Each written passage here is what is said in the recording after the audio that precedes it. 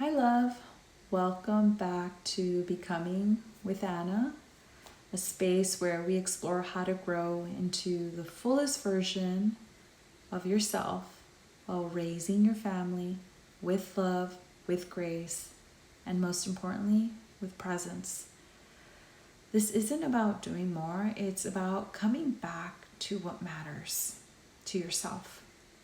It's about showing up as a woman, as a mother, and a partner, not perfectly, but truthfully. Not constantly giving, but grounded in your giving. If you've been following this Groundwork series, then you already know this space is different. We breathe here. We get honest here. And we remember who we are, one gentle practice at a time.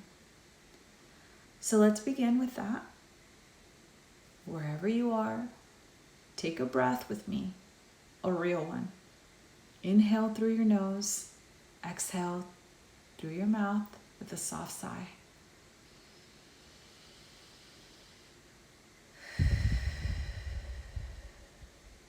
Again, inhale and exhale and let it go.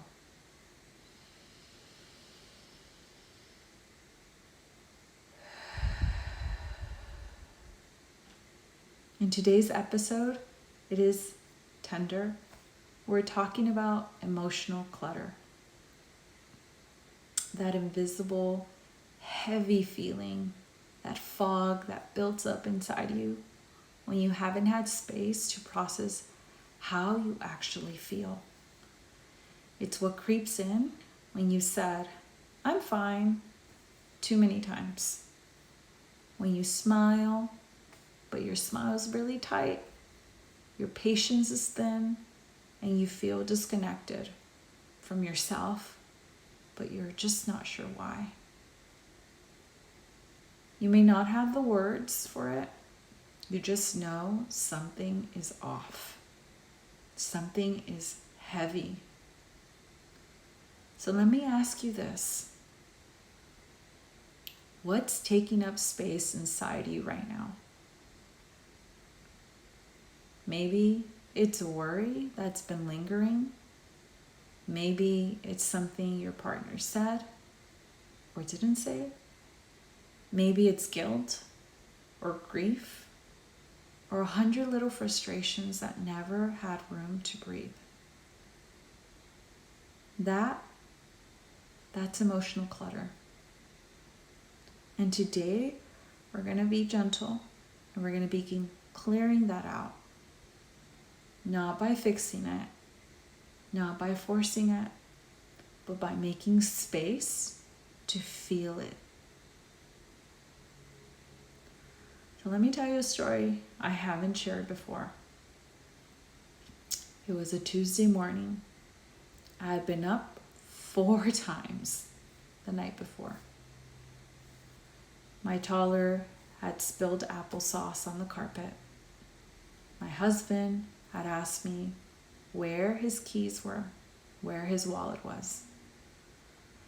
And I snapped. Not loudly, but sharply. I gave a look, I said something passive, and I closed the cabinet door really loud.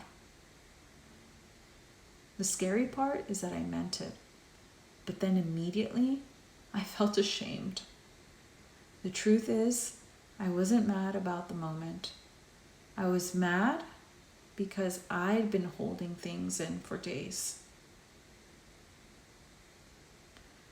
It was a comment from someone in my family that just rubbed me the wrong way. A missed moment I wanted myself, but gave away to someone else. Feeling touched and unappreciated and overstretched, but I just hadn't said anything. I just kept going. I kept it in. I kept pushing. And that morning I realized I wasn't feeling overwhelmed by life. I was feeling overwhelmed with myself because I hadn't let myself feel that moment. That's emotional clutter.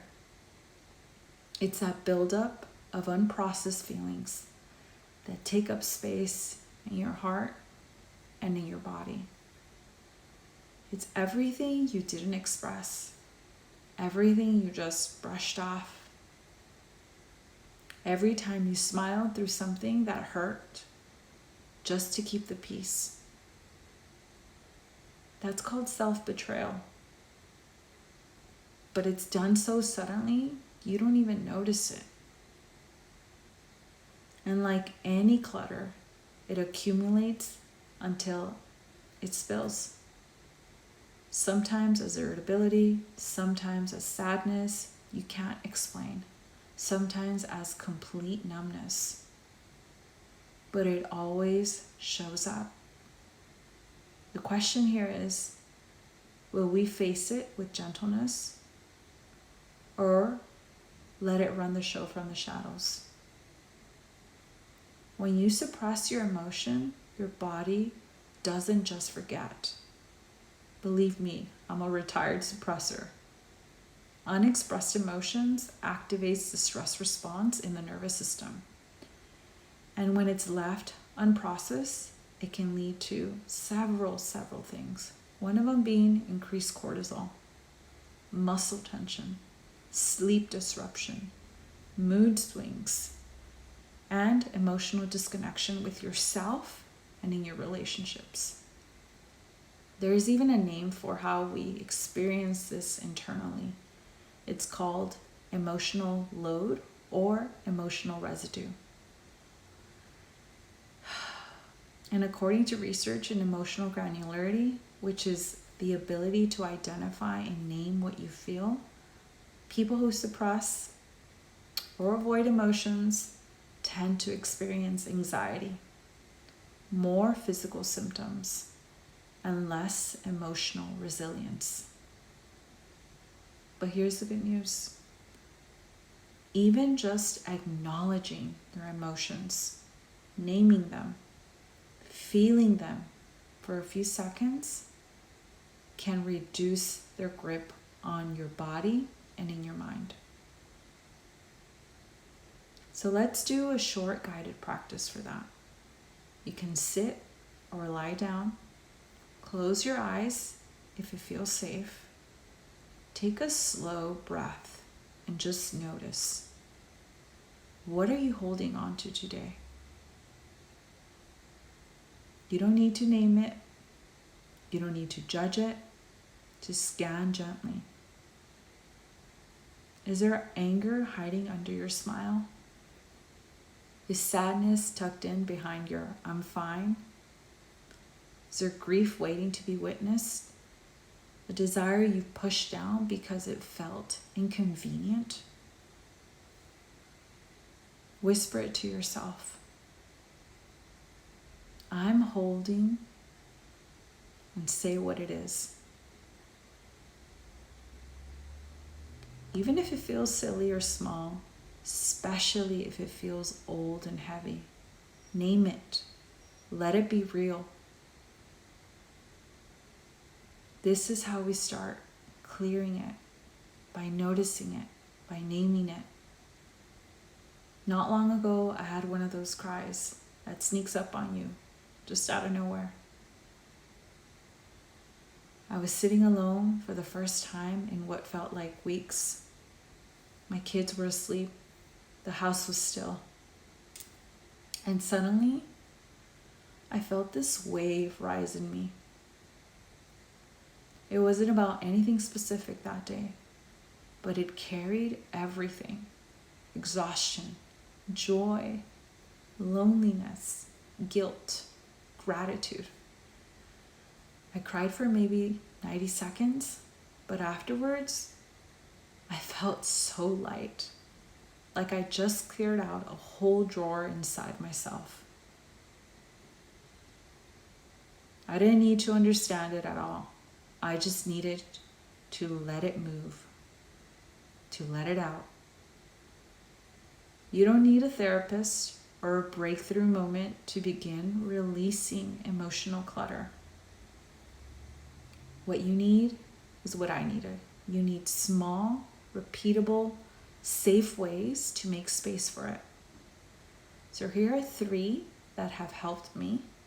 The first one is voice note journaling. When my kids are napping, I open my voice memo app on my phone and I talk out loud. It's not polished, it's not pretty, it's just real, it's raw. I feel resentful today because, I feel unappreciated because, and I let it out. Number 2 is the 90-second rule. And according to science, emotions are chemicals in the body. And if we allow ourselves to feel them fully, they only last 90 seconds. So what I do is that I set a timer, I let myself feel the emotion, and then I breathe and move on. And of course, number 3 is the grounding practices from my freebie. If you haven't already downloaded, it's 5 grounded practices for overwhelmed women. These are the same tools I use every week in my day-to-day life. It includes breath work, sensory reset, and a mini self-soothing ritual. They help you release and reset your nervous system before it spirals. And you can grab it through the link in the description. It's gentle, it's beautiful, and it's completely free. So please go ahead and use it. And here's what I learned so far. You don't need to explode to be heard. You don't need to collapse to deserve rest. You don't need to suffer to be taken seriously. You and only you can make space every day for yourself. A 5-minute cry, a whispered truth, a walk around the block while you say, "This is mine and I'm allowed to feel this moment right now." This is emotional maintenance, real emotional maintenance. It's what keeps you soft instead of snappy, present instead of performative, alive instead of just surviving. So let's close with a few gentle journal prompts. You don't have to answer them now, but maybe after this episode, when the house is quiet, before you go to bed, answer these questions to yourself. What am I pretending doesn't bother me? What have I wanted to say, but I haven't? What part of me needs witnessing, not fixing? And what can I feel today, fully and safely? You're not too much. You're not dramatic. You're not broken. You're just full and you need a little space. Next week, we'll talk about creating inner space through rituals, the kinds of daily practices that hold you when life is loud, because you deserve rhythms that nourish you, not just routines that exhaust you. Until then, breathe, feel, let go, and always keep becoming.